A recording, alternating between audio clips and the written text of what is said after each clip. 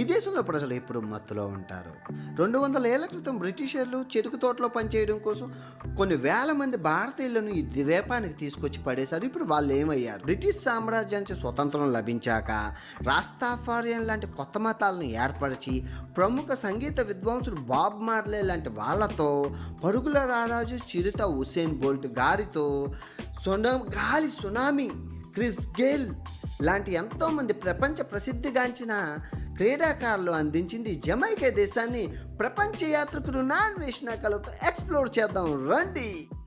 Good morning from Montego Bay, Jamaica. So మనం Montego బేని చూసేసుకున్నాం కదా. ఇప్పుడు మనం జమైకా యొక్క రాజధాని కింగ్స్టన్కి వెళ్ళబోతున్నాం. పూర్తిగా చూడండి, వీడియోకి లైక్ కొట్టి. ఓకే, సో ఇదంతా బస్ స్టాండ్ అనమాట. ఇక్కడ నుంచి వెళ్తాయి రాజధానికి బస్సులు, కార్లు అన్నీ అంతా షేరింగే, అంతా పెద్ద షేరింగే. వెళ్దాం, లెట్స్ గో. కార్లు ఎన్ని ఉన్నాయి చూడండి. కింగ్స్టన్కి బస్సు ఏంటన్నా? బస్సు అటు సైడా? ఎక్కడ?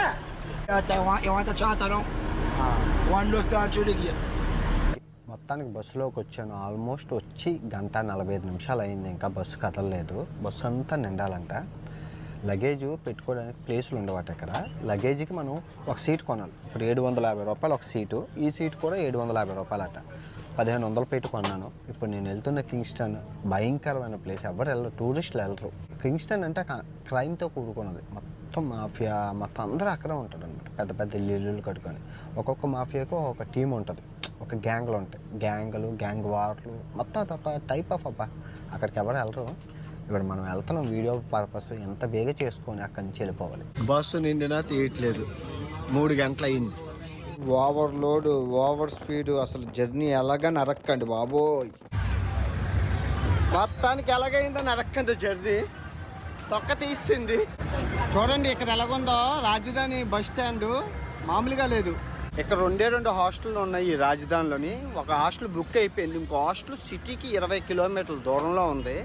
బస్సులు ఏమి ఉండవట. మా ట్యాక్సీ బుక్ చేసుకున్నాను. ఏంది కారు అడవిలోకి తీసుకొచ్చారు. వర్షం, గూగుల్ అడ్రస్ పనిచేయట్లేదు, ఫోన్ వినపడట్లేదు. అమ్మ సచ్చింది గొర్రె.